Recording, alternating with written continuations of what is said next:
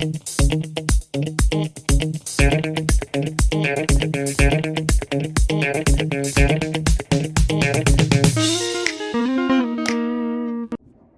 there, it's me again.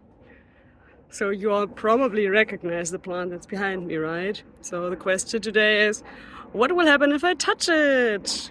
Although that one is too easy, right? So let's look at another question that might be a little bit more interesting.